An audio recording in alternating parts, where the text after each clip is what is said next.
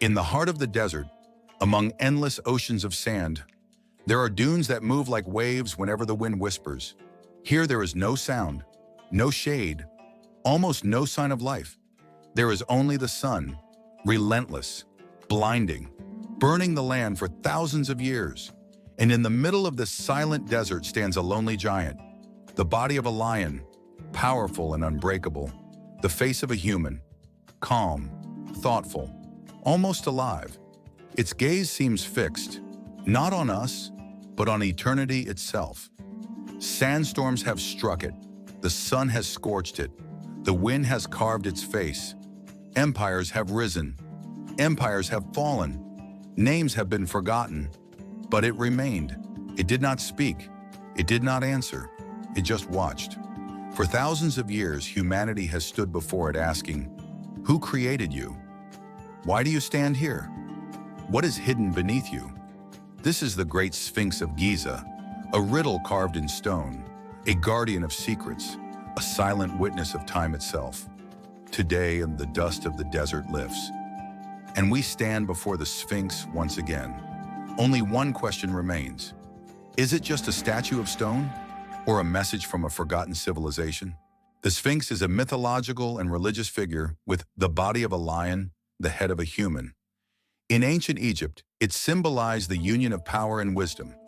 Lion body, strength, royal authority, protection, human head, intelligence, leadership, divine knowledge, calm gaze, eternity, and silent wisdom. Where is it located? The most famous one is the Great Sphinx of Giza, near the pyramids of Giza, carved directly from limestone bedrock, one of the largest single stone statues in the world. What was its purpose? Ancient Egyptians believed that the Sphinx protected temples and pyramids, guarded sacred places from intruders, served as a spiritual gatekeeper. Therefore, it was usually placed at entrances. Who does it represent? The most widely accepted idea, the face represents Pharaoh Khafra. However, other theories suggest it may be much older than Khafra.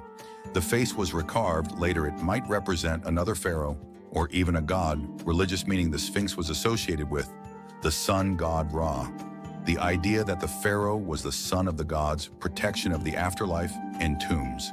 Its face is oriented toward the rising sun, reinforcing this symbolism. According to the most widely accepted academic view, the Great Sphinx of Giza was built around 2500 BCE during Egypt's 4th dynasty in the reign of Pharaoh Khafra.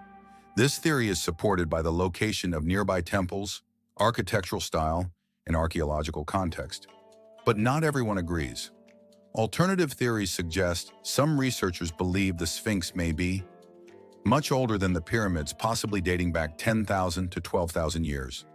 This is mainly based on water erosion patterns on the body of the Sphinx. Such erosion could only happen in a period when Egypt had heavy rainfall, which was thousands of years earlier than Khafra's reign. So what is the truth?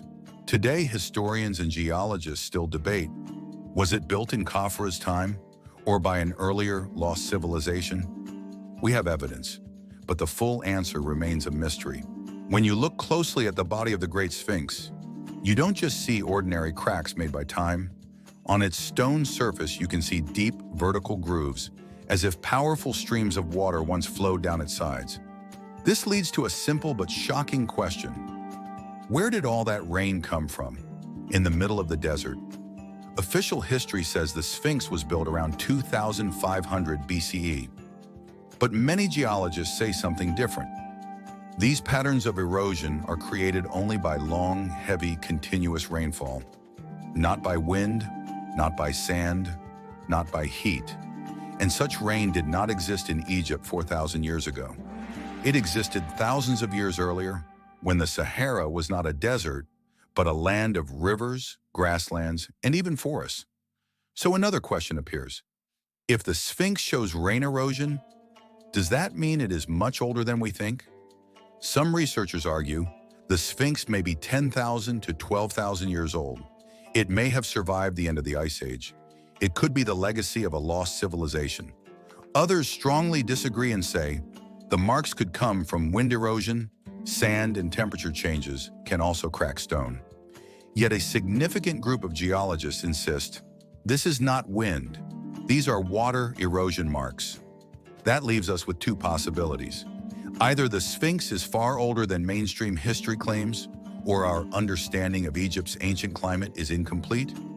Perhaps the Sphinx has been trying to tell us something for thousands of years in silence. History did not happen the way you think it did.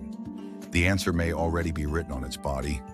We just have to learn how to read the stone. When you look at the Great Sphinx of Giza, the very first thing that captures your attention is its face, calm, yet serious. As if it wants to speak but has remained silent for thousands of years. The most widely accepted explanation is, the face of the Sphinx represents Pharaoh Khafre. This idea is based on several points. The Sphinx is located next to Khafre's pyramid. Nearby temples are connected to Khafre. Some statues of Khafre resemble the Sphinx's face. But here is the problem. The Sphinx's face has been heavily damaged. Its nose and part of its beard are gone, and many details have eroded over time. This makes an exact comparison difficult. Alternative theories. Many researchers argue this face does not look like Khafre. They point out that the skull shape is different, the cheekbones are softer and slimmer, the proportions do not fully match Khafre's known statues. Some scholars go even further. The Sphinx originally had a different face, and it was recarved later. This would explain why. The head is disproportionately small compared to the massive lion body. It suggests that the head may have been reshaped from an earlier, larger form. A feminine face. Some modern researchers notice something else. The face has slightly feminine features, leading to speculation about a queen or royal woman. Names like Nefertiti are sometimes mentioned, though this theory is not accepted by mainstream Egyptology. Still, the discussion continues. An even older origin? Another popular idea is even more radical. The Sphinx may once have had the head of a lion. According to this theory, the original statue was purely animal. The human face was carved later to represent a specific pharaoh or god. The small size of the head compared to the body is often used as an argument for this idea. So whose face is it? Today, scholars remain divided among three main possibilities. Khafre, another pharaoh whose face replaced an earlier one, originally a lion head, later reshaped into a human. But one thing is certain, the face of the Sphinx is not just a portrait, it is a symbol of power, mystery, and eternity. Perhaps when we look into its eyes, we are not only seeing one man, but the face of an entire civilization. When we look at the Great Sphinx of Giza, we see only what is above the sand. But what about what lies beneath it? For decades, archaeologists and researchers have wondered the same question. Are there hidden chambers under the Sphinx?